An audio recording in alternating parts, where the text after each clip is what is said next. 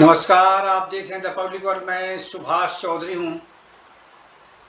लखनऊ में आयोजित राष्ट्रीय संविधान सम्मेलन को संबोधित करते हुए कांग्रेस पार्टी के पूर्व अध्यक्ष राहुल गांधी ने कुछ बातें ऐसी कही जो शायद उनकी पार्टी को भी ना अच्छी लगे और उनके विरोधियों को भी नहीं। एक तरफ उन्होंने वर्तमान नरेंद्र मोदी सरकार को क्यों संविधान विरोधी बताया जाता है उसके बारे में तर्क प्रस्तुत किया, तो दूसरी तरफ उन्होंने यह कहते हुए साफ गोई से स्वीकार किया कि पिछले दशकों में कांग्रेस पार्टी ने भी गलतियां की हैं।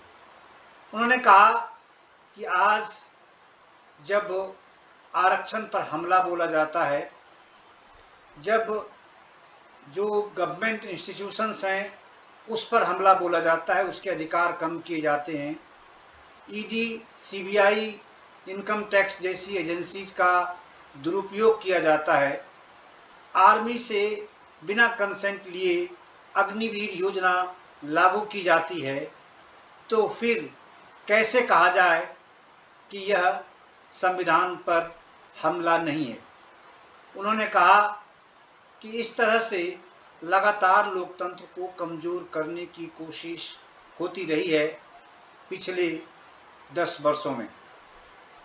उन्होंने प्रधानमंत्री नरेंद्र मोदी पर कटाक्ष करते हुए उन्हें 21वीं सदी का राजा बताया और उन्होंने कहा कि यह ऐसा राजा जो किसी की नहीं सुनता है, केवल अपने फाइनेंसर की सुनता है। बेहद सख्त और तल्ख लफ्जों का उपयोग उन्होंने प्रधानमंत्री के लिए किया।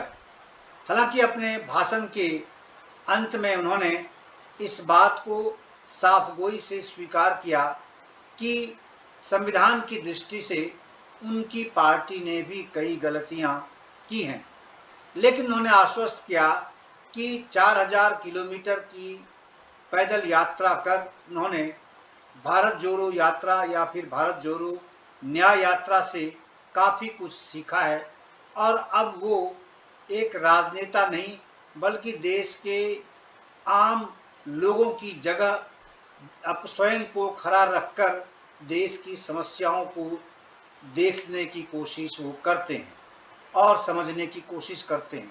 इसीलिए उनका नज़रिया अब बदल चुका है। उन्होंने कहा कि 2004 में उन्होंने अपनी राजनीति शुरू की थी, लेकिन तब उनकी सोच देश की समस्याओं के प्रति, देश के मतदाताओं, देश की जनता के प्रति कुछ अलग था। लेकिन जब उन्होंने भारत जोड़ो यात्रा की, लोगों से वो मिले, विभिन्न वर्गों, विभिन्न समाजों, विभिन्न समुदायों के प्रतिनिधियों से उनकी बातचीत हुई, उन्होंने समझा यहाँ की संस्कृति, यहाँ की सामाजिक संरचना को, उनका नज़रिया अब बदल चुका है।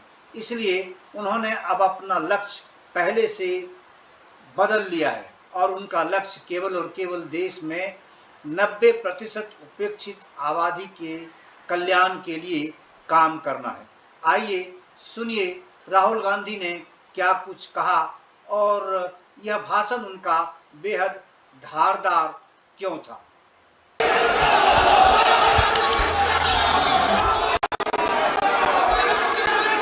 साथियों,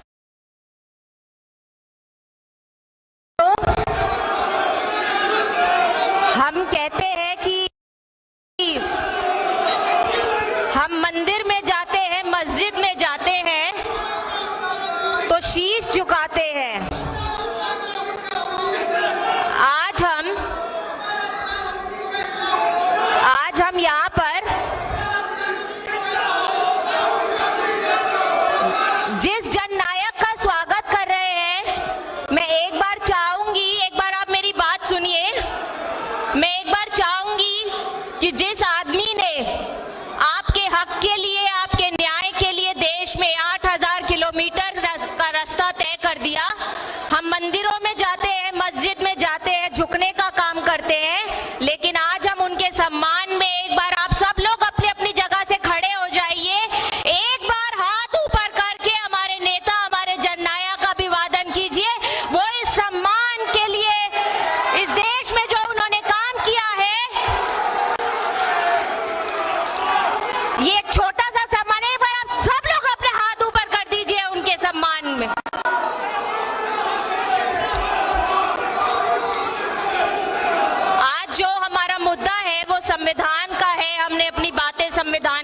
रखी है। एक मिनट।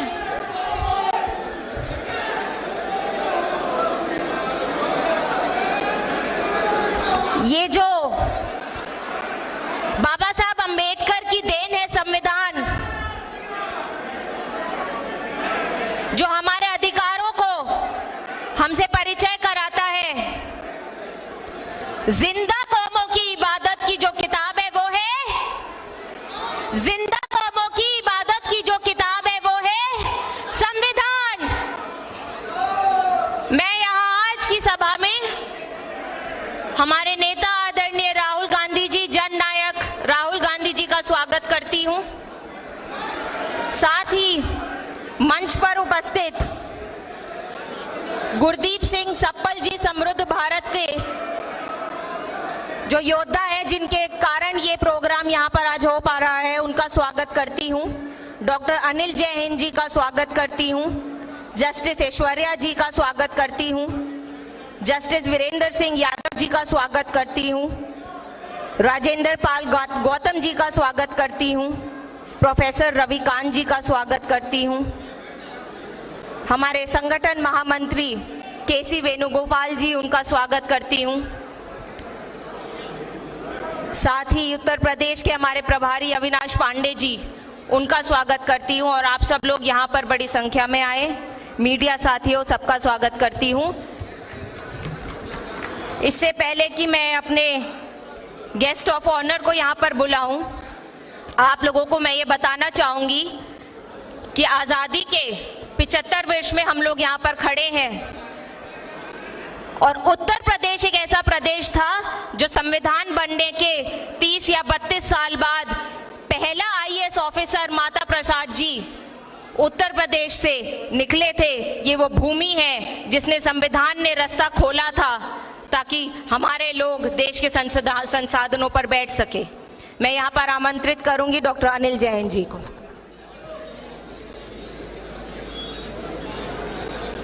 डॉक्टर अनिल जय हिंद।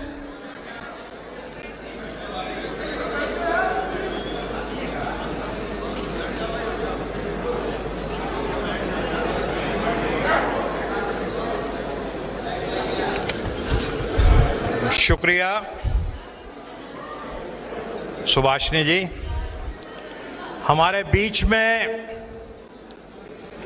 इस देश के दलितों, पिछड़ों, आदिवासियों और सवर्ण गरीबों के दिल की धड़कन बन चुके हमारे न्याय योद्धा, जननायक राहुल गांधी जी,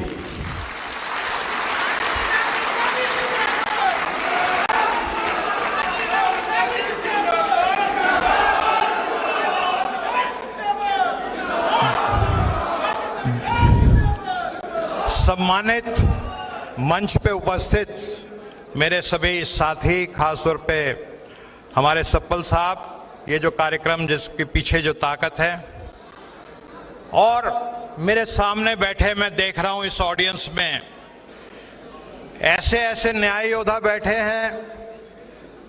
दुसाध साहब जैसे बुजुर्ग भी बैठे हैं 80 साल के, जो दशकों से, सैकड़ों सालों से सामाजिक न्याय की लड़ाई को लड़ते रहे हैं।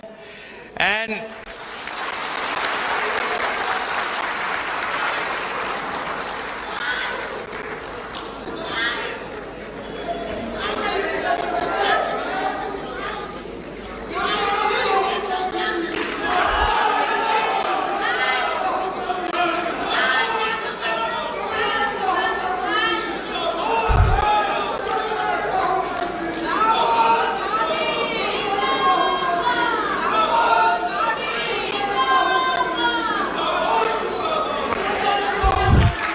देखिए, ये राहुल जी की मानवता का, जो इनके दिल में मानवता है और जो मानवों के लिए प्रेम है, बच्चों के लिए प्रेम है, हमने वो कभी अपने चाचा नेहरू में भी देखा था और वही विरासत को लेकर के चल रहे हैं। तो इतनी मसरूफियत में कोई भी नेता होता है, जो भीषण संग्राम जिस तरह का हमारा चुनाव का चल रहा है, उस समय वो बड़ा टेंस रहता है। और मैंने देखा है कि एक नेता तो बड़े टेंस रहते हैं, उनकी भौरियां हमेशा तनी रहती हैं और पता नहीं कितनी टेंशन में रहते हैं और किस तरह के डायलॉग बोलते हैं। लेकिन इस भीषण संग्राम में राहुल जी आप इतना रिलैक्स में देख करके, ये एक बहुत बड़ी बात है और बड़ी ऊंची बात है। तो साथियों, मेरे पास समय कम है, सो टू द पॉइंट। देखिए, जो सामाजिक न्याय की लड़ाई चल रही है और ये जो संविधान जिसकी वजह से ये बन पाया, ये कोई एक दिन की लड़ाई नहीं, कोई 10 बरस की लड़ाई नहीं, 100 बरस की लड़ाई नहीं, ये हजारों साल पहले से शुरू हुई थी। जब महात्मा बुद्ध अपना राजमहल छोड़ करके, सुख सुविधा छोड़ करके, अपना विलासपूर्ण जीवन को छोड़ करके वो निकल पड़े कि मेरा मकसद है कि मानवता को दुख से निजात पिलाना, उनका कष्ट और पीड़ा को दूर करना और इस देश और दुनिया में समता और मानवता को स्थापित करना। तो उस सत्य की खोज में महात्मा बुद्ध, जो राजमहल में एक राजपुत्र थे, वो छोड़ करके निकल गए और उन्होंने जो काम किया, आज पूरी दुनिया में, जापान, कोरिया, चाइना और तमाम देशों में उनकी बात को सुना जाता है और हम भी सब उनके समता की बात को पूरी तवज्जो देते हैं। उसके बाद ये हजारों साल तक संघर्ष लगातार चला है, ये रुका नहीं है। गंगा जिस तरह से पानी बहता रहा है, तो सामाजिक न्याय का संघर्ष भी उसी तरह से लगातार अविरल चलता रहा है। और अभी हमने देखा पिछले दिनों 7 सितंबर 2022 को एक और शख्सियत अपना सुख सुविधा को छोड़ करके, अपने वातानुकूलित घर को छोड़ करके कन्याकुमारी पहुंच गई और न्याय यात्रा शुरू कर दी हमारे राहुल गांधी जी ने।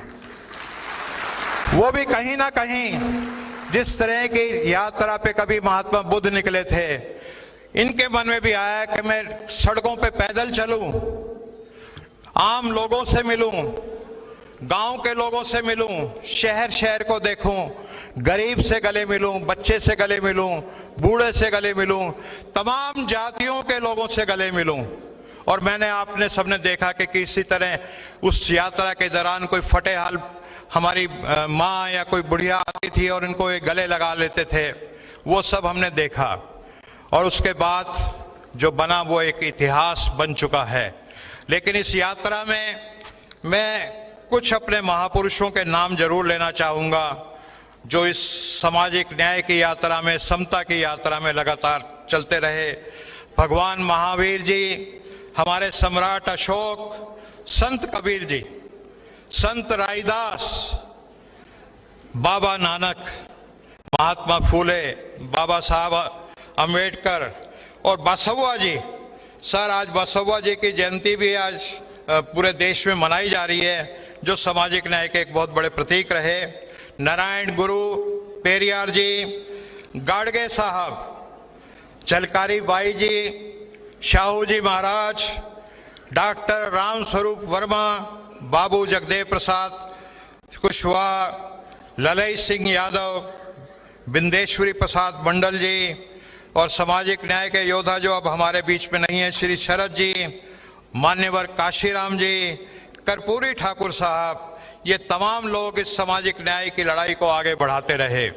लेकिन एक महत्वपूर्ण घटना घटती है हमारे इतिहास में, और वो महत्वपूर्ण घटना घटती है महात्मा गांधी के आशीर्वाद से, पंडित जवाहरलाल नेहरू जी के आशीर्वाद से, सरदार पटेल, मौलाना आजाद, इन सब के वजह से 1931 में कांग्रेस का कराची अधिवेशन होता है और उसमें ये बात तय कर दी जाती है, प्रस्ताव पास कर दिया जाता है कि जब भी हमारा देश आजाद होगा, तमाम लोगों को, चाहे वो किसी भी जाति के हो, चाहे वो किसी भी धर्म के हो, चाहे वो किसी भी भाषा के हो, चाहे गरीब हो, चाहे अमीर हो, चाहे शिक्षित हो, चाहे अशिक्षित हो, सबको बराबर के सिविल राइट्स, बराबर के फंडामेंटल राइट्स दिए जाएंगे। और इसी प्रस्ताव की वजह से जब हमारा देश आजाद होता है तो ये विचार किया जाता है, महात्मा गांधी जी, पंडित जवाहरलाल नेहरू जी, मौलाना आजाद, सरदार पटेल, ये सब बैठ के विचार करते हैं कि अगर हमें वो 1931 का अपना प्रस्ताव को लागू कराना है तो हमें किसके हाथ में ये जिम्मेवारी संविधान बनाने की देनी होगी जो वाकई में उस सपने को पूरा कर पाए। और वो जिम्मेवारी दी गई बाबा साहब भीमराव अंबेडकर को। ये सदियों में, हजारों सालों में पहली बार हुआ कि हमारे समाज का जो एक दलित, एक होनहार था, उसके हाथ में कहा कि अब आप भारत का संविधान बनाएंगे। कोई जो पुरातन पंथी जो संविधान बने हुए हैं, जो मनुवादी या हायरार्कियल, और ये संविधान नहीं चलेगा। और आज उसका नतीजा है कि आप और हम इस हॉल में बैठे हैं। उस संविधान का क्या महत्व है, मैं आप सबकी अपनी अपनी आप बीती होगी, लेकिन मैं अगर आपसे अपनी आप बीती बताऊं तो राहुल जी, मेरे जो दादा थे वो ग्वाला थे, और मेरे दादा ही ग्वाला नहीं थे, उनके पिता 100 पीढ़ियों तक, 1000 पीढ़ियों तक सब ग्वाला थे। क्योंकि ये तय था जन्म से ही कि इस घर में जन्म ले लिया तो आपको गाय भैंस पालनी है। दिन भर मेरे दादा जो थे मेहनत करते थे, दिन भर वो अपने नंगे हाथों से गोबर साफ करना और जो तमाम काम होते हैं गाय भैंस के लिए वो सब करते थे। सुबह 4 बजे उठ जाते थे और रात को जब वो सोते थे थक के चूर होकर के लगातार काम करते थे। कोई सिक लीव थी, कोई सिक लीव नहीं थी।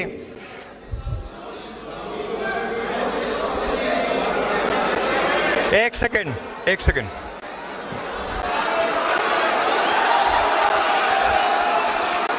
तो मैं ये बताना चाहता था आपको कि एक संविधान की वजह से एक ग्वाला का बेटा अध्यापक बनता है और उसके बाद उसका बेटा डॉक्टर बनता है और उसकी बेटी जो है फिर अमेरिका में जाकर के एक वेल नोन डॉक्टर बन जाती है। तो ये सब संविधान का तकाजा था, संविधान का महत्व था। आज उसी संविधान को बचाने की लड़ाई लड़ रही है और कुछ लोग कहते हैं कि आपकी भैंस छीन लेगा कोई आकर के। तो हमारी भैंस तो 1955 में छिन गई थी जब हमारे पिताजी अध्यापक बने इस संविधान की वजह से। हमें डर इस बात का है कि दोबारा हमारे को कोई भैंस पकड़ा ना दे, हमारा स्टेटस को कोई छीन ना ले। तो अब मैं आपके और राहुल जी के बीच में दीवार ना बनते हुए राहुल जी के लिए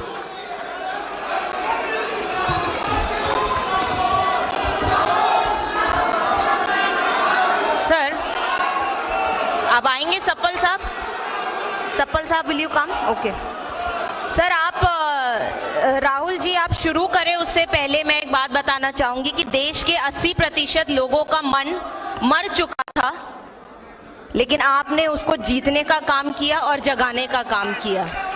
तो आज यहाँ जितने भी लोग बैठे और इस मंच से जो संदेश जाएगा वो बहुजन समाज और देश की 80% आबादी के लिए जाएगा। मैं अब इस मंच पे और इस डाइस पे जिसका आपको इंतजार था, हमारे नेता आदरणीय राहुल गांधी जी को बुलाना चाहूंगी।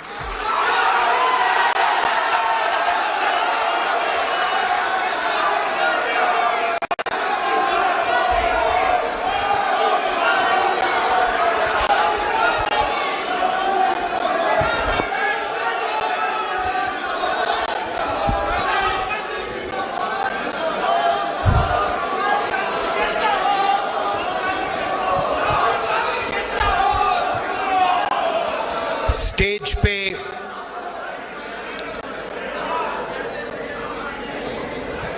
वरिष्ठ नेता, पर्सनालिटीज, भाइयों और बहनों, आप सब यहां आए, अच्छा डिस्कशन हुआ और इतने एंथुजियाज्म से आप मेरी बात सुनने के लिए आए। दिल से मैं आपका धन्यवाद करता हूं।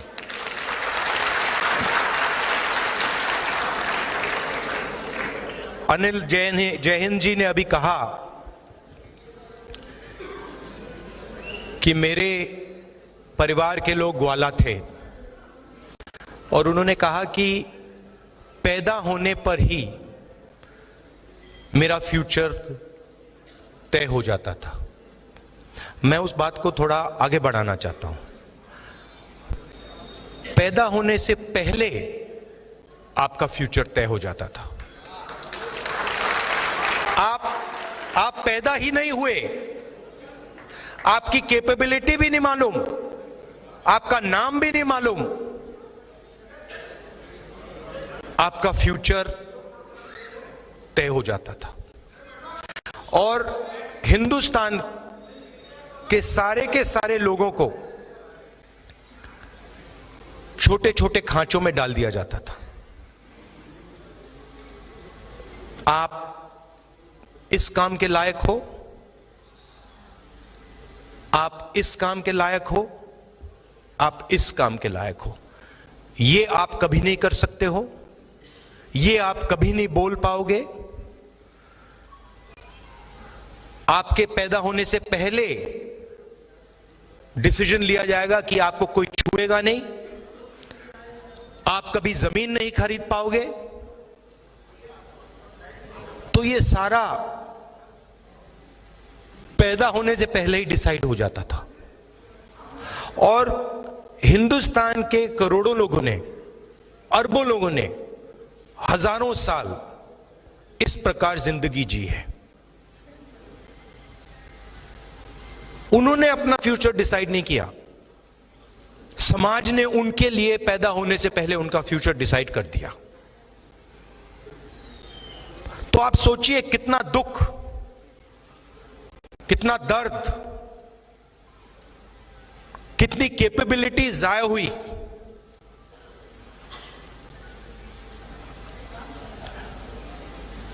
और इस चीज को बदलने के लिए बहुत सारे लोग खड़े हुए।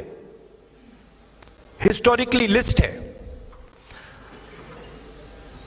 जय हिंद जी ने उनके नाम लिए,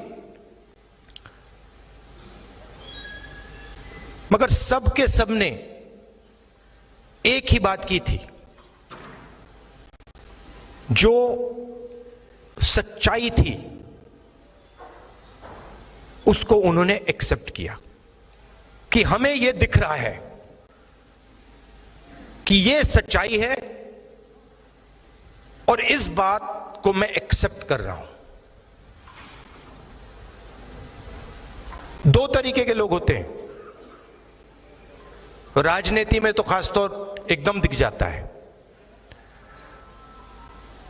पूरी जिंदगी सत्ता के पीछे दौड़ते दौड़ते दौड़ते दौड़ते सच्चाई को कभी एक्सेप्ट नहीं करते, ना अपनी सच्चाई एक्सेप्ट करते हैं, ना अपनी सच्चाई एक्सेप्ट करते हैं, ना किसी और की सच्चाई एक्सेप्ट करते हैं। उनको सिर्फ एक चीज दिखती है कि किसी ना किसी तरह मेरे हाथों में इन्फ्लुएंस आ जाए, सत्ता आ जाए, बाकी सब छोड़ो। और दूसरे तरीके के लोग होते हैं जो कहते हैं यह सच्चाई है, इसको मैं एक्सेप्ट कर रहा हूं, चाहे मुझे अच्छा लगे या बुरा लगे, मगर मुझे जो दिख रहा है उस बात को मैं पूरी तरह एक्सेप्ट कर रहा हूं। और अलग अलग समाज में अलग अलग जगह से ये लोग आए। अंबेडकर जी, महात्मा गांधी जी, पेरियार, बसवना, बुद्धा, ये अलग अलग अलग स्पेसेस से आए, मगर इन सब ने ये बात एक्सेप्ट की कि जो मैं देख रहा हूं ये सच है और मैं इसको छोड़ूंगा नहीं।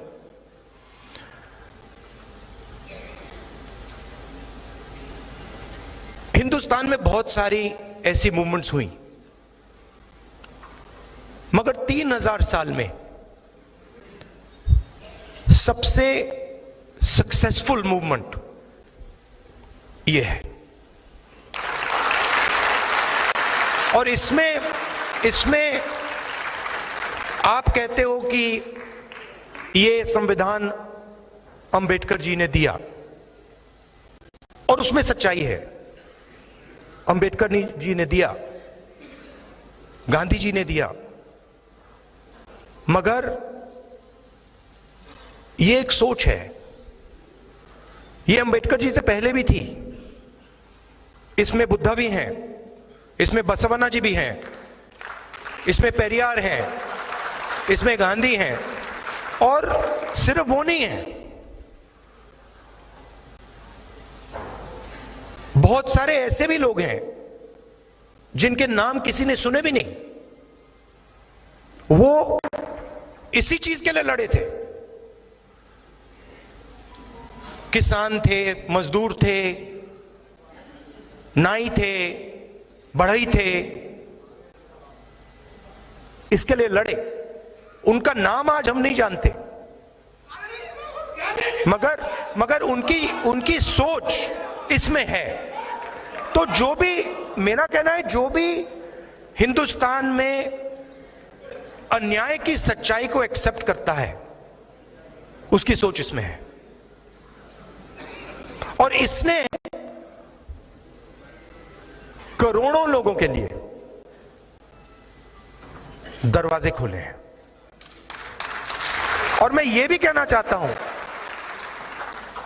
कि जो हमारी एक्सपेक्टेशन थी, जो फाउंडिंग फादर्स की एक्सपेक्टेशन थी, जो महात्मा गांधी की एक्सपेक्टेशन थी, जवाहरलाल नेहरू की एक्सपेक्टेशन थी, अंबेडकर जी की एक्सपेक्टेशन थी, उससे कम लोगों को इस किताब का फायदा हुआ है। तो सक्सेस है मगर फेलियर भी है, ओवरआर्चिंग सक्सेस नहीं है। सिंपल सी बात है। इसको लोग कहते हैं कि ये राइट्स का डॉक्यूमेंट है, अधिकार का डॉक्यूमेंट है, इससे हमें लोकतांत्रिक अधिकार मिलता है, सही। मगर ये ट्रांसफर ऑफ पावर का भी डॉक्यूमेंट है। ये ट्रांसफर ऑफ एसेट्स का भी डॉक्यूमेंट है। ये ट्रांसफर ऑफ वेल्थ का भी डॉक्यूमेंट है। ये ट्रांसफर ऑफ स्किल्स का भी डॉक्यूमेंट है। अब अगर हम हिंदुस्तान को आज देखें, और मैं 15, 20, 30, 40, 50 साल पहले की बात नहीं कर रहा हूं, मैं आज की बात कर रहा हूं। और अगर आज हम अपने देश को देखें, 95% लोग पिछड़े वर्ग के, अप्रोक्सीमेटली 50, 15% दलित,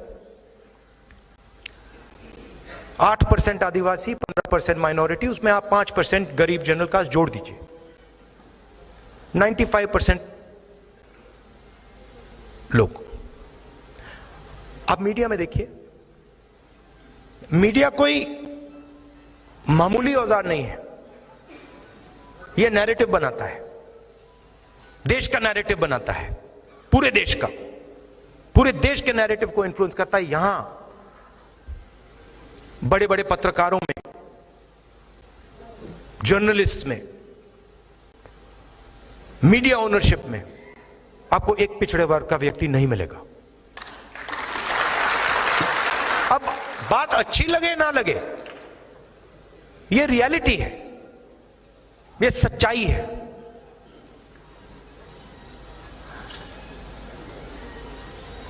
और छुपे तरीके से यह किया जाता है।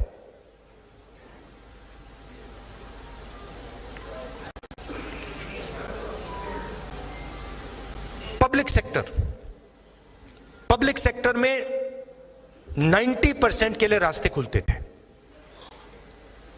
ज्यादा नहीं खुलते थे, मगर खुलते थे।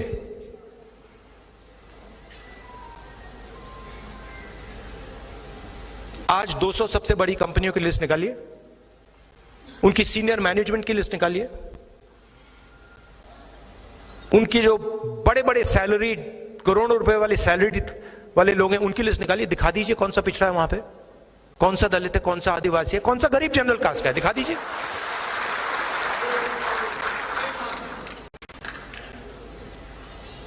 जुडिशरी में भी गई,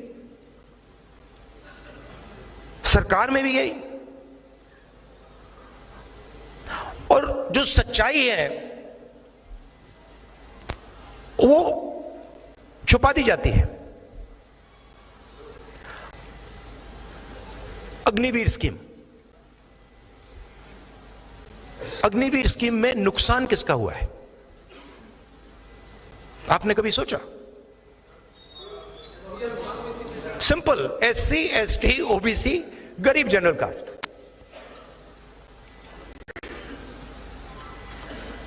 अग्निवीर सीनियर लेवल पे नहीं है, अग्निवीर जवान के लिए है।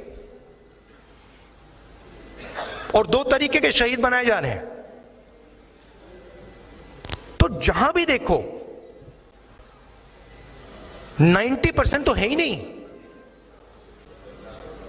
अब मैं सिर्फ एक बात कह रहा हूं कि सब कुछ छोड़ दीजिए,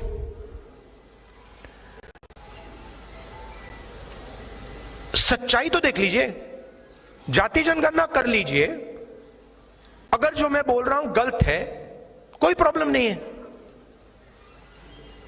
मगर यह तो पता लगाइए कि इस देश में पिछड़े वर्ग के कितने लोग हैं, दलित कितने हैं, आदिवासी कितने हैं, यह तो पता लगाइए। कौन सी संस्थाओं में है, कहां हैं, कोर्ट्स में कितने हैं, और रिएक्शन आता है कि नहीं होना चाहिए। इससे क्या होगा? इससे हिंदुस्तान के करोड़ों लोगों को हिंदुस्तान की सच्चाई पता लगेगी। यही होगा। इस सच्चाई से लोग क्यों डर रहे हैं? देखिए, अगर हिंदुस्तान को मजबूत बनाना है, जो मोदी जी सुपर पावर की बात करते हैं, तो 90% आबादी के बिना तो हो ही नहीं सकता ना। कैसे होगा? आप ये कह दो कि भैया ब्यूरोक्रेसी में 90% नहीं आएंगे, मीडिया में 90% नहीं आएंगे, स्पोर्ट्स में 90% नहीं आएंगे, ब्यूटी पैजेंट्स में 90% नहीं आएंगे, तो कौन सा सुपर पावर बनने वाला है? मतलब आप अपनी 10% आबादी का सुपर पावर बनाओगे क्या? मतलब कौन सी दुनिया में हो आप? सुपर पावर तो 90% है। अब इस पर आक्रमण हो रहा है। मोदी जी कहते हैं मैं कॉन्स्टिट्यूशन को रद्द नहीं करना चाहता हूं। ठीक है, जब आप सीबीआई और ईडी को राजनीति और लोकतंत्र पर, जब आप सीबीआई और ईडी को लेकर राजनीति और लोकतंत्र पर आक्रमण करते हो, तो आप कॉन्स्टिट्यूशन पे आक्रमण कर रहे हो। जब आप सारे के सारे इंस्टीट्यूशंस में आरएसएस के लोग भर रहे हो, तो आप कॉन्स्टिट्यूशन पे आक्रमण कर रहे हो। जब आप बिना किसी से पूछे नोटबंदी करते हो और हिंदुस्तान के करोड़ों पिछड़े वर्ग के लोगों को, दलितों के, आदिवासियों की जिंदगी खत्म करते हो, तो आप कॉन्स्टिट्यूशन पर आक्रमण कर रहे हो। जब आप अग्निवीर योजना बिना आर्मी से पूछे लागू करते हो, आप कॉन्स्टिट्यूशन पर आक्रमण कर रहे हो। मोदी जी राजा हैं।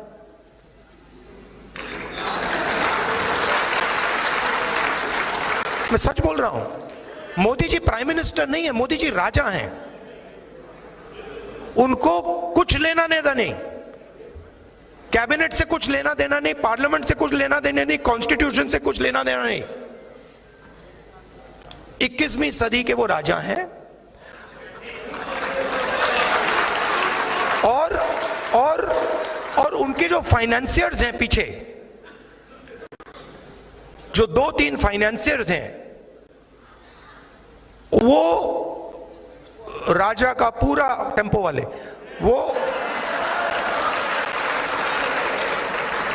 वो राजा, एक्चुअली वो राजा फ्रंट है। एक्चुअली राजा के पास पावर नहीं है। एक्चुअली पावर कहीं और है। तो ये सिचुएशन है। नहीं भैया, अनपढ़ राजा भी काम चला लेता। बहुत सारे अनपढ़ राजा हुए हैं हिंदुस्तान में जिनमें अहंकार नहीं है, जिनमें अहंकार नहीं था, वो काम चला लेंगे। जो जनता की बात सुन लेते थे, ये दूसरे टाइप के हैं, ये किसी की नहीं सुनते। अब इनका लक्ष्य है कि पब्लिक सेक्टर को खत्म करो और जो दलितों के, आदिवासियों के, पिछड़ों के रास्ते हैं और गरीब जनरल कास्ट के जो रास्ते हैं, उनको एक एक करके खत्म करो। और इनके सारे के सारे नेता कह रहे हैं, खुल के कह रहे हैं कि हम रिजर्वेशन को खत्म कर देंगे। और मैं खुल के कह रहा हूं, आप रिजर्वेशन को कभी खत्म नहीं कर सकते हो। और सिर्फ ये नहीं, वो क्योंकि रिजर्वेशन 90% की आवाज है, तो रिजर्वेशन पर आक्रमण, कॉन्स्टिट्यूशन पर आक्रमण, पब्लिक सेक्टर पर आक्रमण, आर्मी पर आक्रमण, फाइनेंशियल सिस्टम पर आक्रमण। क्यों? क्योंकि इनके पीछे धन है,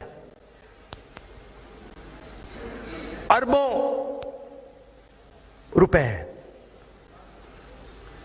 तो ये सिचुएशन है। अब थोड़ी सी प्रॉब्लम आ गई है। आपने देखा होगा, मोदी जी ने अदानी जी का, अंबानी जी का नाम ले लिया। भुखला गए, भैया आओ आओ मुझे बचाओ। यहां पे तो हिंदुस्तान की जनता ने घेर लिया मुझे, ये मतलब सबने घेर लिया। ये तो आरक्षण की बात कर रहे हैं, ये तो कॉन्स्टिट्यूशन की बात कर रहे हैं। अदानी जी, अंबानी जी बचाओ मुझे। वो कैसे बचाएं? वो नहीं बचा पाएंगे। बचा तो जनता ही सकती है। मैं कल टूर के बाद गाड़ी में था, वापस जा रहा था एयरपोर्ट से, तो बातचीत चल रही थी गाड़ी में और मैं कह रहा था कि देखिए, अलंकार और मेरी बात हो रही थी, तो मैंने उससे कहा देखिए रियलिटी क्या है। रियलिटी ये है कि मैं जनता की आवाज हूं, ठीक है। जब मैं ये कहता हूं, प्रेस वाले मतलब इसको समझते नहीं हूं, मैं एक्चुअली हूं ही नहीं, मैं हूं ही नहीं। मैं भारत जोड़ो यात्रा में ये बात समझ गया कि मैं जनता की आवाज हूं, जनता का दर्द हूं, जनता का दुख हूं, और कुछ नहीं हूं। और मुझे और किसी चीज में इंटरेस्ट भी नहीं है। तो अब सवाल उठता है आगे क्या करना है। सबसे पहले जो हिंदुस्तान की सोशल रियलिटी है, और किसी का नुकसान नहीं करना, बट जो हिंदुस्तान की सोशल रियलिटी है उसको देश के सामने रखना है। किसी को चोट नहीं मारनी, किसी को धमकी नहीं देनी, यह कहना है देखिए भैया ये हिंदुस्तान की सोशल रियलिटी है, इस देश में इतने दलित हैं, इतने आदिवासी हैं, इतने पिछड़े लोग हैं, इतने माइनॉरिटीज हैं, इतने गरीब जनरल कास्ट के लोग हैं, और ये जो लोग हैं इनकी इतनी भागीदारी है, मीडिया में इतनी भागीदारी है, कॉर्पोरेट इंडिया में इतनी भागीदारी है, जुडिशरी में इतनी, इलेक्शन कमीशन में इतनी, सीबीआई, ईडी, इनकम टैक्स में इतनी। आपने नोट किया है कि सीबीआई, ईडी मुझे छोड़कर 55 घंटे मुझसे मतलब इंटरोगेशन किया। मैं 2-3 साल बाद आपको बताऊंगा उस डिस्कशन में क्या हुआ।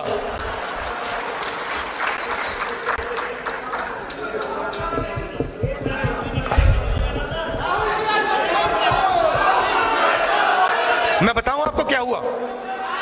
बताऊं, मैंने ईडी के अफसर से बोला, ईडी के अफसर मुझे इंटेरोगेट कर रहे थे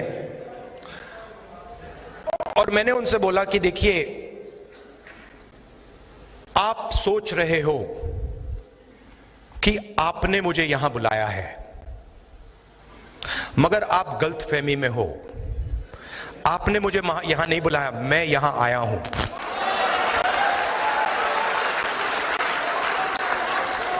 और आप जानते हो मैं यहां क्यों आया हूं? कहते हैं नहीं, मैं यहां इसलिए आया हूं क्योंकि मैं देखना चाहता हूं हिंदुस्तान के लोकतंत्र की हत्या कौन लोग कर रहे हैं।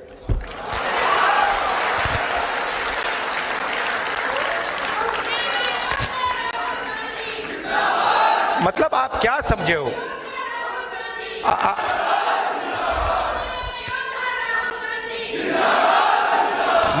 मैं वहां पे इंटेरोगेशन हो रहा था, वहां पे एक सेल पड़ा हुआ था, वो लॉकअप होता है, वो इंटेरोगेट कर रहा है मुझे। मैं सोच रहा हूं यार, मेरे परदादा 12 साल ऐसे सेल में बैठे थे, कम से कम 10 साल तो मुझे भी जाना चाहिए। आप मुझे कोई भी सेल दे दो, कोई फर्क नहीं पड़ता। तो मेरा कहना है कि हिंदुस्तान की जनता के सामने हिंदुस्तान की रियलिटी डालनी है। और मैं बिलीव करता हूं,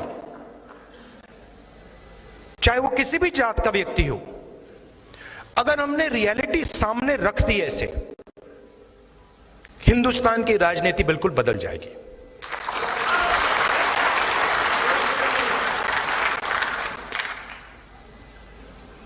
और उसको बदलना ही होगा, क्योंकि 90% को आप चुप नहीं रख सकते, 90% की शक्ति को आप कंट्रोल नहीं कर सकते, कुछ भी कर लो।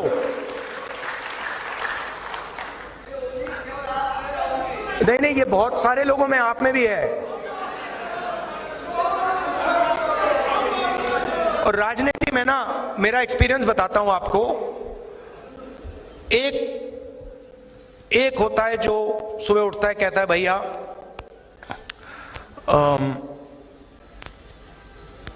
सत्ता कैसे मिलेगी, सत्ता कैसे मिलेगी, 24 घंटा वही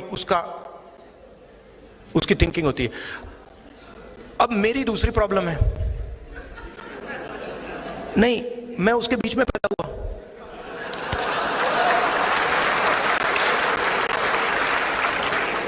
अब अजीब सी बात है, मुझे उसमें इंटरेस्ट ही नहीं है। वो मेरे लिए औजार है, वो मेरे लिए औजार है कि उसका मैं प्रयोग जनता की मदद करने के लिए कैसे करूं।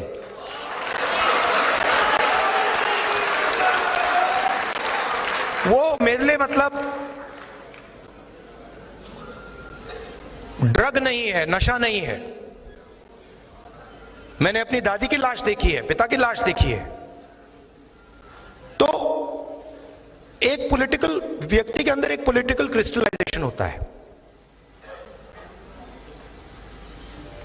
बहुत सारे लोगों के अंदर पॉलिटिकल क्रिस्टलाइजेशन कभी होता ही नहीं है। पूरी जिंदगी निकल जाती है, सुबह उठते हैं, किसी को काटते हैं, किसी को डराते हैं, किसी से लड़ते हैं, कोई सूट पहन लेता है, कोई मतलब अलग अलग वीडियो बनाते हैं, तो उनको तो छोड़ दो। मगर फिर ऐसे भी लोग होते हैं जो कहते हैं कि भाई अब हमारे पास 15-20 साल हैं, 30 साल हैं, अब कुछ अच्छा किया जाए, कुछ दम का किया जाए। तो पॉलिटिकल क्रिस्टलाइजेशन हो जाता है।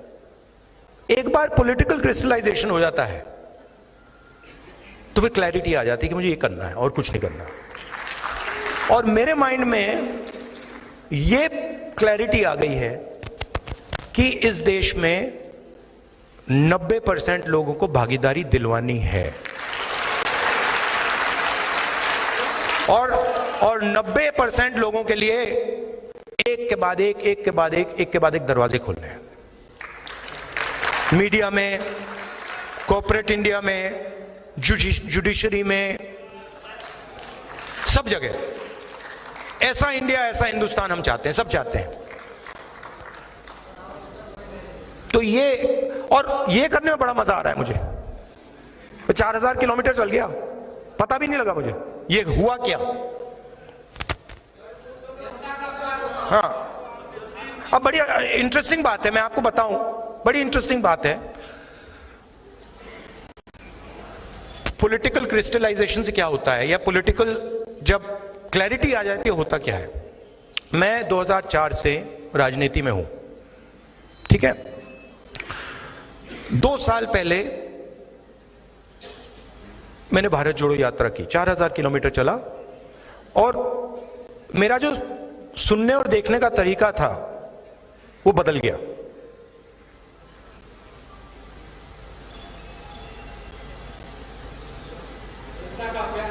नहीं, क्या करने लगा मैं, जैसे आप मेरे पास आए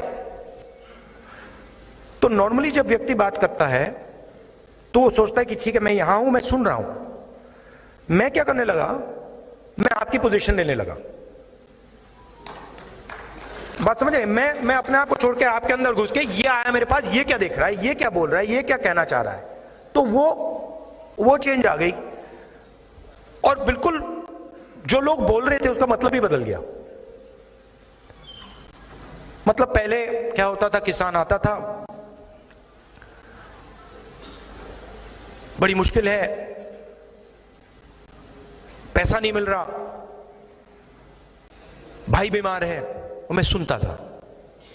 अब उसके बाद मैं क्या करता हूं, हाथ पकड़ लेता हूं,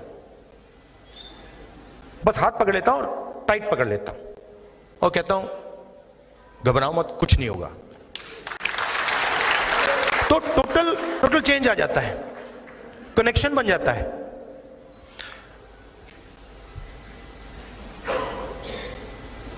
तो भारत छोड़ो यात्रा से पहले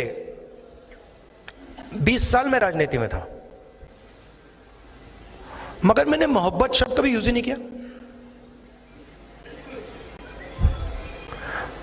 सबसे पावरफुल शब्द है, आप सब कहेंगे कि दुनिया में सबसे पावरफुल शब्द मोहब्बत है, करेक्ट।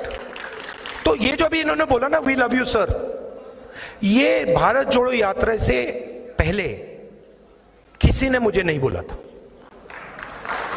और मैंने भी किसी को नहीं बोला था। मतलब मां को बोला था, बहन को बोला था, मगर किसी आम जनता को या किसी से जब मैं मिले, मैंने नहीं बोला, मगर मैंने बोलना शुरू कर दिया। और अजीब सी बात हुई, अब मैं आपको बता रहा हूं, दिल्ली में मैं वापस आता हूं एयरपोर्ट से, गाड़ी शीशा खोल के कहते हैं आई लव यू। तो ये मैं आपको क्यों कह रहा हूं, क्योंकि हिंदुस्तान में जो भी सक्सेसफुली सामाजिक न्याय की लड़ाई लड़ा है,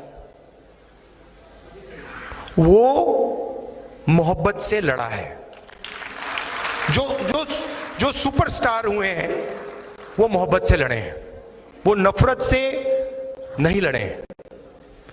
तो ये 2 चीजें जरूरी हैं कि सच्चाई होनी चाहिए, सच्चाई से पीछे नहीं टिकना चाहिए, हिलना नहीं चाहिए, कोई भी कॉस्ट दे दो, मगर ये सच्चाई है। और आप बोलो तो रिस्पेक्ट से, प्यार से, स्ट्रेंथ से। और मैं आपको एक बात की गारंटी दे देता हूं, एक बात तो मैं आपको बता देता हूं कि अब चुनाव हो रहा है, नरेंद्र मोदी जी प्रधानमंत्री नहीं बन रहे हैं। ये 100% मैं आपको, आप चाहते हो तो मैं यहां पे लिख के आपको सबको दे दूंगा, साइन करके दे दूंगा। क्योंकि देखिए हुआ क्या है, देखिए मैं पॉलिटिक्स को ना, हुआ क्या है, बड़ी इंटरेस्टिंग चीज हुई है, बड़ी इंटरेस्टिंग चीज हुई है कि नरेंद्र मोदी जी की पूरी स्ट्रेटेजी भाई को भाई से लड़ाने की है, और इस चुनाव में वो काम ही नहीं कर रहा है। वो मतलब आ रहे हैं, वो कह रहे हैं, लोग देख रहे हैं, कह रहे हैं भैया ये बोल क्या रहा है। तो वो चेंज आ गया है। और आप लिख लीजिए वो, अच्छा एक बात हो सकती है, अगर पूरी चीटिंग कर दी अगर ईवीएम लपेट लिया वैसे हो सकता है, मगर उसके अलावा ये 200 180 से आगे नहीं जा रहे। अब आपके सवाल हो नहीं, देखिए, मगर इसमें देखिए, इसमें एक बात मैं आपको बताना चाहता हूं कि हमारा जो मैनिफेस्टो है क्रांतिकारी मैनिफेस्टो है। अगर आपने मैनिफेस्टो को देखा है, वो 90% को सपोर्ट करने वाला मैनिफेस्टो है, मगर सच्चाई ये है कि कांग्रेस पार्टी को भी आने वाले समय में अपनी राजनीति को बदलना होगा। ये करना पड़ेगा। और ये भी मैं कहना चाहता हूं कि कांग्रेस पार्टी ने भी गलतियां की हैं, और मैं कांग्रेस पार्टी का होता हुआ ये मैं कह रहा हूं। तो अब आपके सवाल हो, आप जरूर पूछिए।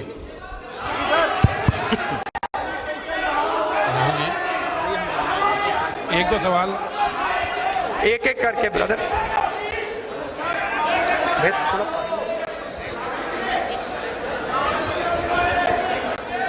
हेलो, आप कहाँ खड़े हैं? जस्टिस राहुल जी, मेरा सवाल आपसे है। जस्टिस मदन बी लोकुर और मीडिया के काफी प्रधानमंत्री जी के साथ आपको 1-to-1 डिबेट के लिए कहाँ हैं आप जी? नहीं, सवाल कहाँ पूछ रहे हैं?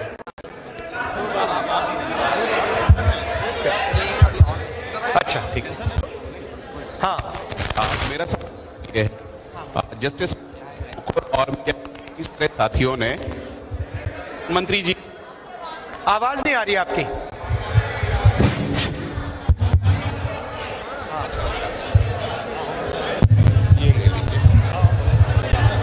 हेलो जी, मेरा सवाल आपसे ये है कि जस्टिस मदन बी लोकुर और मीडिया के काफी सारे साथियों ने आपको प्रधानमंत्री जी के साथ 1-to-1 डिबेट के लिए आमंत्रित किया है, तो ये न्योता स्वीकार करते हैं? मैं 100% किसी से भी डिबेट करने को तैयार हूं, प्रधानमंत्री से। हेलो, मगर मैं प्रधानमंत्री को जानता हूं, प्रधानमंत्री मुझसे डिबेट नहीं करेंगे। आदरणीय राहुल सर, और हमारे प्रेसिडेंट खारगे जी भी हैं, वो भी डिबेट कर सकते हैं। आदरणीय राहुल सर, इधर मेरा एक सवाल है। हाँ जी। इस साइड में सर, इस साइड में मेरा एक सवाल है। हाँ जी। सर, आपकी सरकार अगर बनती है तो आप पुरानी पेंशन बहाल करेंगे कि नहीं करेंगे? और आप पुरानी पेंशन बहाल करेंगे कि नहीं करेंगे? और आप अपने मैनिफेस्टो में पुरानी पेंशन का मुद्दा रखेंगे कि नहीं रखेंगे? सर, मेरा सवाल आपसे है। सभी शिक्षक कर्मचारियों, पूरे देश से शिक्षक कर्मचारियों से सवाल है आपके लिए। देखिए, मैनिफेस्टो में ये हमने नहीं रखा है, बट इसको हम कंसिडर करेंगे। मैनिफेस्टो में हमने ये जो 5 गारंटीज का कॉन्सेप्ट है, जी सर, उसको रखा है। जी। But open to consideration. जी सर।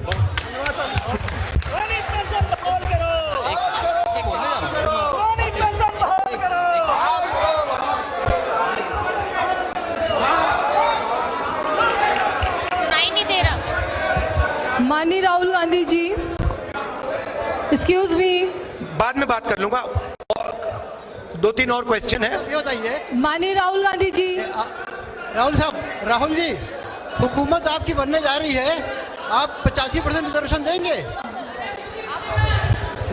सर मैं वर्तिका सिंह अंतर्राष्ट्रीय निशानेबाज हूँ मैं। हाँ। और राष्ट्रपति पदक विजेता हूँ मैं। और सर मुझे न्याय कब मिलेगा? 5 साल से स्मृति ईरानी ने मेरे परिवार को और हम लोगों को जान से मारने की धमकी दिया। 5 साल से एक लड़की जो अंतर्राष्ट्रीय स्तर पे जिसने देश को रिप्रेजेंट किया है, उसके साथ ये अन्याय हो रहा है। मैं अकेली लड़ाई लड़ रही हूँ। आप आके मुझे डिटेल्स देख सर, लीजिए, मैं इतनी दे बार दीजिए। लोगों से कितनी बार रिक्वेस्ट किया, सर मुझे प्लीज आप वचन दीजिए कि आप मुझे अपॉइंट आप डिटेल्स हमें दे दीजिए। मैं एग्जैक्टली केस के बारे में जानता नहीं हूँ, आप डिटेल्स मुझे दे दीजिए। राहुल जी, पूरे देश में पूरे देश के जितने संस्थाओं का राहुल जी, देश में जितने संस्थाओं का निजीकरण इधर से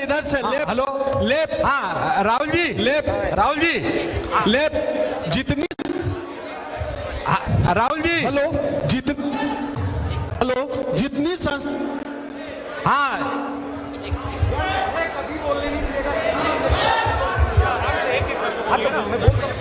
ठीक आप हेलो, हाँ, जितनी संस्थाओं का निजीकरण किया गया है, क्या उन संस्थानों का फिर से राष्ट्रीयकरण किया जाएगा? राष्ट्रीय क्या निजीकरण को वापस करा जाएगा? जितनी संस्थाओं को मोदी जी ने बेच दिया है, क्या उस संस्थानों का फिर से राष्ट्रीयकरण होगा? नहीं, ये तो मुश्किल होगा, मगर ये जो ब्लेटेंट प्राइवेटाइजेशन किया जा रहा है, जो रेलवेज का डिस्कशन चल रहा है, जो बाकी बड़ी बड़ी संस्थाओं का डिस्कशन चल रहा है, ये ब्लेटेंट प्राइवेटाइजेशन हम अलाउ नहीं करेंगे। हमारी फिलॉसफी ये है कि सरकार का एजुकेशन में, हेल्थ केयर में रोल होना चाहिए और उस रोल को हम प्रोटेक्ट करेंगे और ज्यादा से ज्यादा लोगों को सरकारी नौकरी देने का काम करेंगे। आपका बहुत बहुत धन्यवाद, बहुत अच्छा लगा मुझे यहां आकर। थैंक यू, नमस्कार, जय हिंद। मैं समृद्ध भारत फाउंडेशन की ओर से श्री राहुल गांधी जी का आभार व्यक्त करना चाहूंगा, जिन्होंने अपने व्यस्त चुनाव प्रचार के समय में इस राष्ट्रीय संविधान को संबोधित किया और अपने विचारों से हमें प्रेरित किया। धन्यवाद सर। मैं विशेष रूप से गुरदीप सप्पल जी, अनिल जैन जी, पुष्पराज देशपांडे जी और मंच पर मौजूद अन्य महानुभावों का और उनके अमूल्य योगदान और समय के लिए धन्यवाद करता हूं। मैं विभिन्न सिविल सामाजिक संगठनों, शिक्षकों, छात्रों और उपस्थित सभी श्रोताओं का आभार व्यक्त करता हूं, जिनके सक्रिय भागीदारी ने इस सम्मेलन को सफल बनाया। आप सभी का धन्यवाद। जय हिंद।